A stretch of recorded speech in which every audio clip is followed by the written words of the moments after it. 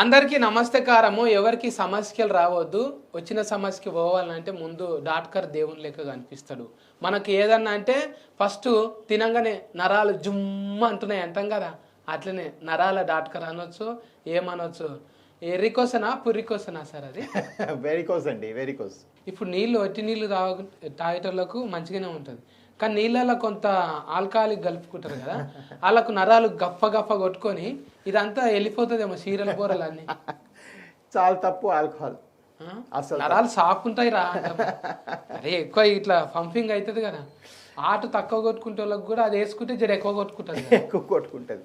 So alcohol ఏం చేస్తుంది అంటే కొంతవరకు మన మైండ్లో కొన్ని కెమికల్స్ మార్చి మనకి ఆ పీరియడ్లో, దాని హై ఉన్న పీరియడ్లో వేరే సమస్యలను తగ్గించి కొంచెం స్ట్రెస్ బస్టర్. అది బేసిక్గా మన స్ట్రెస్ని తగ్గిస్తుంది. అది చేసినప్పుడు ఏమవుతుంది, ఆ ఎమోషన్స్ అన్నీ ఏడున్నాయి, అన్నీ దాక్కుని ఉన్నాయి. సపోజ్ నాకేదో జీవితంలో కష్టం వచ్చి మందు తాగుతున్నా, ఆ కష్టం ఏడుంది, కష్టం ఉంది, ఈ 1 hour రిలీఫ్ వచ్చింది, అప్పుడు ఏమైంది, తగ్గినాక ఈ ఎమోషన్స్ అన్ని డబుల్ అవుతాయి. అందుకే తక్కువ కానియరు. అందుకే ఒక 90 సపరేట్గా పెట్టుకొని వేసుకుంటూనే ఉంటే ఎప్పుడు తెల్లారుతుందా, ఎప్పుడు కొల్ల అవుతుందా షాప్ అని చూస్తుంటారు. అందుకనే it's an addictive, it's a depressant. అంటే దానివల్ల అడిక్షన్ వస్తుంది, డిప్రెషన్ వస్తుంది, ఎందుకంటే వేరే టైంలో ఇంకా డౌన్ అయిపోతుంది బాడీ. అండ్ మోస్ట్ ఇంపార్టెంట్లీ చిన్న నొప్పి వచ్చినా ఆల్కహాల్ని డబుల్ చేస్తుంది. ఎందుకంటే ఆ 4 hours 3 hours ఉన్నది సప్రెస్ చేసింది కదా, మన నరాలు ఫైర్ అవుతున్నాయి కదా. సపోజ్ నీకు బ్యాక్ పెయిన్ ఉన్నది, ఆల్కహాల్ తాగినావు, ఏమైతే 2 hours తగ్గిపోయింది, అది ఆ నష దిగినాక ఏమవుతుంది, ఫుల్ నడుము నొప్పి స్టార్ట్ అవుతుంది. సో వాళ్ళ పెయిన్ టాలరెన్స్ తగ్గిపోతుంది. బట్ ఇవన్నీ ఒక కొంత అయితే లివర్ మీద మనం అబ్జర్వ్ చేసిందంటే ఒకప్పుడు ఆల్కహాల్ వల్ల లివర్ పాడొద్దని మనకు తెలిసిన విషయమే. కానీ ఇప్పుడు ఇన్నాళ్ళు తెలియని విషయం ఏంటంటే, అండ్ ఈ మధ్య లాస్ట్ 3 yearsగా తెలుసుకున్న విషయం ఏంటంటే నాష్ అంటాం, నాన్ ఆల్కహాలిక్ స్టేటోహెపటైటిస్. ఈ నాష్లో ఏంటంటే మనం తినే షుగర్ పదార్థం, రైస్ పదార్థం, కొవ్వు పదార్థం అన్నీ పోయి లివర్లోనే కూర్చుంటున్నాయి. సో మన డైట్ ఆల్రెడీ బ్యాడ్ ఉన్నది. సో దానివల్ల డైట్ వల్ల అంటే మామూలు నాన్ ఆల్కహాలిక్ ఫుడ్ వల్ల కూడా లివర్ పోతుంది కొంతవరకు. దానికి ఇది యాడ్ చేసినావు అనుకో, ఇక పాయిజన్ కొనుక్కున్నట్టే. సో ఇప్పుడు అందుకే ఫారెన్లో ఒకప్పుడు వైన్ అప్పుడు తాగొచ్చు అని మేము పుస్తకాల్లో చదువుకున్నప్పుడు రాసినాం. ఇప్పుడు అన్ని సొసైటీస్లో తీసేసినాం అది. Any text book of medicine law not a single drop of alcohol. నేను చిన్నగున్నప్పుడు బాల్యంతలకు కూడా తాగిపిస్తాను సార్. జరంత ఒక మూత తాగుంటే ఏం కాదంట అని నెత్తికాడ ఒక సీస పెట్టి ఒక 15-20 దినాలకు సరిపోయేటట్టు పెడుతుంది. Brandy 2 spoons. అందులో అంగూర పండ్లు ఉంటుండే. అవును, ఇప్పుడు nothing. All alcohol has been removed from every textbook. వద్దా ఇప్పుడు? ఇంకా దాంతో ఇక పక్కన మన ఇండియాలో డైట్ ఒకటి, ఆల్కహాల్ చిల్లీ చికెన్ కావాలి, చక్నా కావాలి, అది ఎక్స్ట్రా మళ్ళీ క్యాలరీస్, ఇది ఎంటీ క్యాలరీస్, ఇది ఎక్స్ట్రా క్యాలరీస్, దీని అన్ని పోయి లివరు. సో ఇప్పుడు now alcohol and smoking are very bad. ఈ ఆల్కహాల్ చెడు అంతా ఇంతసేపు మాట్లాడినా కదా, దీనికి 10 రెట్లు చెడు స్మోకింగ్ చేస్తారు. 10 రెట్లు.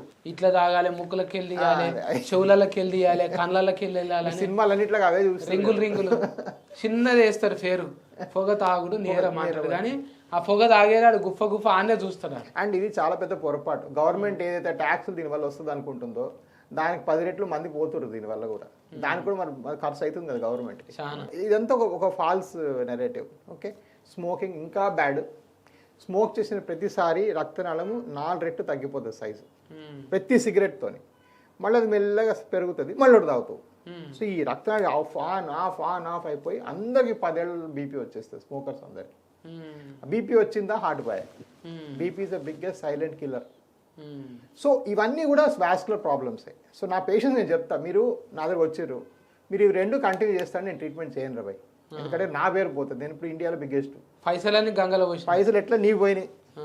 నాది పరిస్థితి ఏంటంటే ఇప్పుడు నా గురించి ఏం చెప్పుకుంటావు బయట, ఏదో వెళ్ళినాం సార్ దగ్గరికి, ఏం తగ్గలను, ఎందుకు తగ్గలేదు నువ్వు ఆపుతలేవు ఈ స్టోరీలన్నీగా. నేను ముందే చెప్తా, నేను ఒక లివర్ టెస్ట్ చేస్తా, మీకు ఇష్టమని లేకున్నా. ఆ టెస్ట్లో నెల తర్వాత నాకు ఇది దొరికింది, అది ఆపరేషన్ తర్వాత నా దగ్గర మళ్ళీ ట్రీట్మెంట్ ఉండదు. మన దేశంలో ఈ ఫుడ్ మీద ఉండే స్ట్రెస్ ధ్యాస ఇంకా దేని మీద ఉండదు. అయిపోయినాక ఇది తినొచ్చా, గది తినొచ్చా. బట్ అయినా సీరియస్ నోట్లో కూడా చాలా మంది అడుగుతారు అండ్ ఒక మాట చెప్పుకోవడం మంచిది, ఎందుకంటే కొన్ని లక్షల మంది చూస్తారు కదా. ఈ పప్పు పదార్థాలు తప్పు కాదండి, మంచిగా తీసుకోండి. ఏ ఆపరేషన్ తర్వాత కూడా పప్పు పదార్థం తప్పు కాదు. సీమ్ పదార్థాలు పుట్టలేదు, అంటారు కదా, ఏం లేదు. అది మంచి పదార్థము, మంచి ఆరోగ్యమైన ఆహారము, బ్యాలెన్స్ డైట్, ఏవైతే మీ డాక్టర్ చెప్తారో డైటీషియన్ చెప్తారో నిక్షేపంగా తినండి. అసలు ఫుడ్కి జబ్బుకి చాలా తక్కువ రిలేషన్. షుగర్ ఉన్నోడు షుగర్ తినొద్దు, బీపీ ఉన్నోడు సాల్ట్ తినదు, కొన్ని ఉంటాయి. కానీ అన్నిటికీ ఫుడ్కి లింక్ పెట్టడం అనేది మనం ఒక ఆనవాయితీ అయిపోయింది, సీరియస్గా చెప్పినా కూడా. సో అది కొంచెం మనం తగ్గించుకోవాలి. దానివల్ల ఏం కాదు. అసలు పప్పు తినకపోతే వచ్చిన ప్రోటీన్ కూడా రాదు. పొద్దాక రోజు చికెన్ తినలేం కదా. సో పప్పు సెకండ్ గుడ్ సోర్స్. అది పండ్లలో ఇరుకుతుంది, ఇరికించండి మళ్ళీ ఇంకోటి కెనాల్ అని వస్తుంది. ఆ కెనాల్ తీయడానికి మొత్తం క్యాఫే తీయాలి, మొత్తం పన్నే పోతుంది. ఈ సందులలో ఇరుకుతుంది కదా, నాయసోటి సందు పనిలోనికి అది వెళ్ళదు, పాడయి. మంచిగా చెప్పిస్తారు. అంటే మీ లోపల నరాల స్పెషలిస్టే కాదు, సైకాలజిస్ట్ కూడా ఉన్నారు.